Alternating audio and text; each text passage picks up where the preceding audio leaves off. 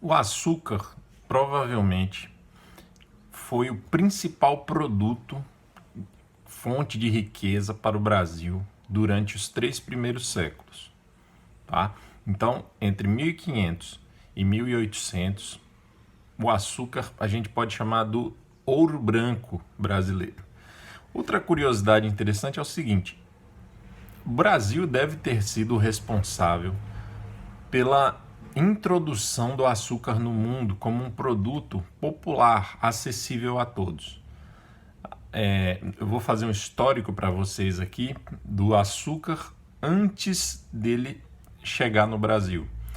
E a gente vai ver que o açúcar era um produto escasso, caro, raro, desejado por pessoas que tinham dinheiro e que depois desses 3 séculos, ou antes de passar esses 3 séculos, ali na metade desse caminho, por volta de 1650, o açúcar já é um produto acessível a todos, produzido em larga escala e despejado no mercado mundial pelo Brasil. Mas isso a gente vai ver depois. Hoje a gente vai falar das origens do açúcar. Bem, em 8.000 a.C. aproximadamente, então 8 milênios antes de Cristo, e essa informação naturalmente ela é duvidosa, né? Tudo que a gente fala ali da antiguidade, né, antes de Cristo, principalmente assim de 2000 a.C. para trás, sempre as fontes são muito inseguras, mas a informação mais antiga que a gente tem é essa. Por volta de 8.000 a.C., há a primeira menção ao açúcar e é na Nova Guiné. 2.000 anos depois, por volta de 6.000 a.C., teria sido introduzido na Índia, nas Filipinas e na Indonésia a cana-de-açúcar. Mas informações mais precisas a gente vai ter mais ou menos a partir do 4º e do 5º século da nossa era, onde a gente já tem fontes que relatam como era feito, como era produzido o açúcar na Índia. Então, por volta ali do ano 500. Beleza. O açúcar vai ser introduzido na Europa precisamente pela Península Ibérica quando da invasão dos árabes. Então, os árabes tinham um contato muito antigo com a Índia, provavelmente aprenderam a produzir o açúcar lá na Índia, na Ásia, e trouxeram isso através da expansão do Império Maometano, islâmico. Então, no século VIII, mais precisamente no ano 711, quando os árabes invadem a Península Ibérica, há a introdução da cana-de-açúcar na Europa. Essa introdução, apesar da porta de entrada ser a Península Ibérica, Portugal e Espanha, ela vai se concentrar mais em algumas ilhas do Mediterrâneo, notadamente a Sicília. Então, a partir do século VIII, a gente já tem plantações de cana e produção de açúcar no norte da África e em algumas ilhas europeias do mar Mediterrâneo, principalmente a Sicília. Muito bem. A partir do século XI, eu já mencionei isso aqui, com as cruzadas vai haver um revigoramento da locomoção dentro da Europa. Então, grandes ondas migratórias, um fluxo maior de pessoas, e de produtos. E o açúcar, então, no século XI, começa a percorrer a Europa, começa a ser mais conhecido, mas ainda como um produto de luxo. Da mesma forma que as especiarias, a pimenta, o cravo, o gengibre, o açúcar vai ser um daqueles produtos desejados e caros, e que muita gente vai fazer riqueza comercializando ele. Estamos falando no século XI. Bem, depois disso, só para vocês terem uma ideia,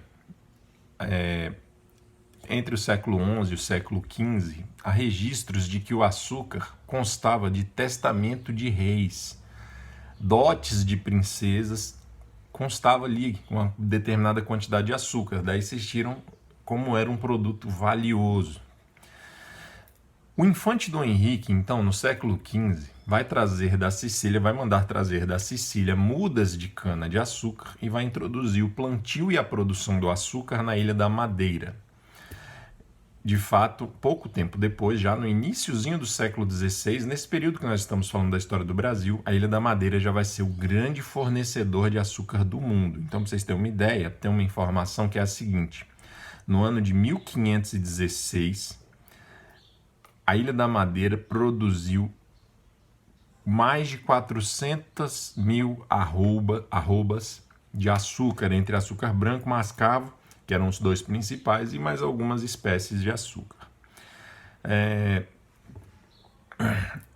Depois que esse açúcar começa a ser produzido em larga escala na Ilha da Madeira, ele vai ser introduzido nas outras ilhas ali do Atlântico sob a influência dos portugueses, principalmente Açores, Cabo Verde, São Tomé, especialmente essa última, São Tomé.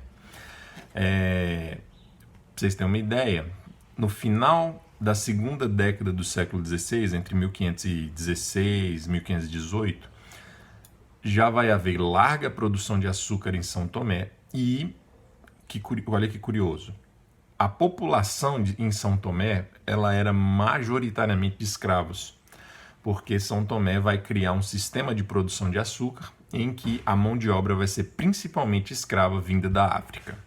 E São Tomé, inclusive, vai se tornar um grande entreposto do comércio de escravos da África para a América.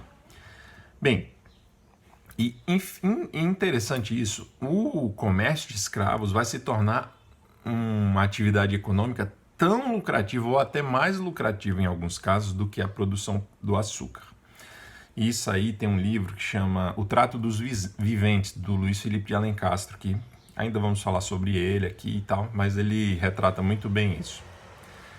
Como o próprio tráfico de escravos vai se tornar uma atividade econômica tão lucrativa quanto o açúcar. E o tráfico começa com a intenção de trazer mão de obra para a produção do açúcar. Que mais? Veja, São Tomé e Príncipe, Ilha da Madeira, vão se tornar laboratórios de experiência que os portugueses vão aprender a produzir o açúcar, cometer erros, e aí, entre erros e acertos, vão chegar numa maneira de produzir o açúcar eficaz. E é essa experiência, com essa experiência, que vai se dar o desenvolvimento da indústria da cana no Brasil, da indústria do açúcar no Brasil. Que, de fato, em 1516 ainda, o próprio rei Dom Manuel, lembram, eu já mencionei isso aqui, ele vai mandar os primeiros colonos, as primeiras ferramentas para o Brasil, e há um documento que diz que ele menciona a necessidade de se encontrar alguém que tivesse o domínio da produção do açúcar e que quisesse vir para o Brasil para iniciar a produção, 1516. Lembram que eu falei que em 1519 foi a viagem do Fernão de Magalhães, a primeira viagem de circunnavegação? Todas aquelas informações sobre essa viagem vêm de um cronista italiano que estava na viagem do Fernão de Magalhães. O nome dele era Antônio Pigafetta. E nesses relatos dele da viagem do Fernão de Magalhães, vejam que interessante, há uma menção de que ele encontrou no Rio de Janeiro alguma plantação de cana. Então, em 1519, a gente já tem aí o primeiro relato de que existia já alguma plantação de cana no Rio de Janeiro. Há quem diga que isso tem a ver com o escorbuto, porque havia a crença de que a cana-de-açúcar prevenia contra o escorbuto. Então, talvez por isso, essa plantação no Rio de Janeiro. Mas também é mais especulação isso. Em 1521, há documentos que indicam que foi em 1521 que chegou em Portugal o primeiro lote de açúcar produzido no Brasil, e esse açúcar teria vindo de Pernambuco ou de Itamaracá. Também é um documento assim, vamos dizer assim, isso não é um fato indiscutível, mas existe um registro que menciona isso, que em 1521 o primeiro lote de açúcar partiu de Pernambuco para Portugal. Bem, então, sobre as origens do açúcar, né, desde o início até chegar no Brasil, é isso. Mas a produção de açúcar, a construção de engenhos, a vinda de mão de obra escrava para cá, se dá a partir de 1530. Então a gente vai dar um tempinho, vamos esperar chegar lá para a gente falar sobre a expedição do Martim Afonso de Souza e a criação dos primeiros engenhos no Brasil. Beleza? É isso, um abraço.